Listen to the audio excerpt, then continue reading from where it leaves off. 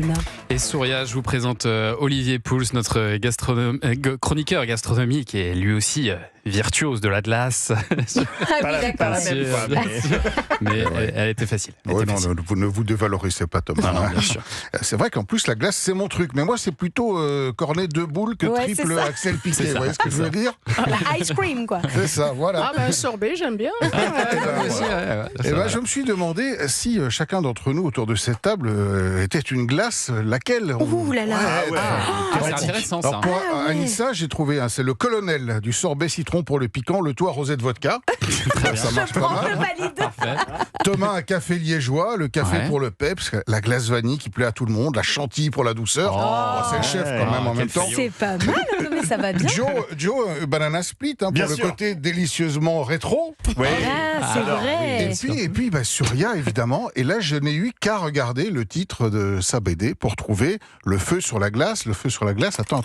Mais c'est une omelette norvégienne. Ah, bah oui. Eh oui, Absolument. ça existe. C'est vrai. Ouais. Et contrairement à ce qu'on pense, c'est pas un dessert qui est originaire de Norvège. Ah bon Pas du tout. Ça vient d'où? Je vais vous le dire. C'est un dessert qui était inventé en 1867 pour l'exposition universelle Ah ouais par un chef français du nom de Balzac qui officie au Grand Hôtel de Paris. Alors c'est un dessert qui est pas que composé... écrire des bouquins, lui. Non, c'est pas le même. C'est son frère. C'est un dessert qui est composé de glace et de meringue qui est flambée, vous le savez. Mais c'est ça un se truc fait un peu plus, ça. ça, l'omelette norvégienne. Ah, Non, oui. c'est les années 80, ça, non Oui, pourtant c'est dommage parce que c'est C'est hyper bon. délicieux. Et en fait, c'est la première recette de cuisine moléculaire parce qu'elle fait appel à des connaissances physiques.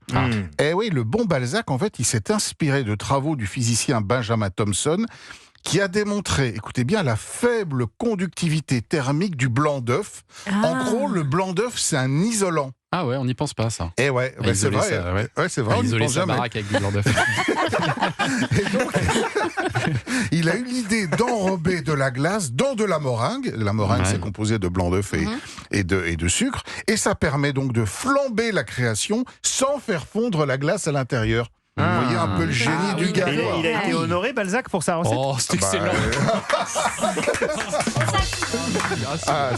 Très si, fort. Alors pourquoi omelette norvégienne? Parce que Balzac croyait que Thomson était norvégien, mais en fait il était anglais. Ah oui, Le nom d'accord. ensuite est resté. Alors comment on fait? Tout simplement, on prend une tranche de génoise, qu'on place dans le fond d'un moule, on verse un peu de sirop pour l'imbiber, on pose de la glace par-dessus, on rajoute une tranche de génoise, on repose de la glace par-dessus, et puis surtout, à la fin, on met de la meringue. Alors la meringue, c'est des blancs d'œufs montés avec du sucre. On remet ça au frigo tranquillement. Et ensuite, il suffit de verser une petite casserole dans laquelle on a mis du rhum à flamber par-dessus, ou carrément avec un chalumeau. Alors ça va colorer, ça va faire un petit peu teinter, briller cette meringue, sans faire fondre la glace qui est à l'intérieur. Mais la glace, elle est Voilà. à quoi à l'intérieur? Parce que moi, j'ai toujours mangé des omelettes norvégiennes à la vanille.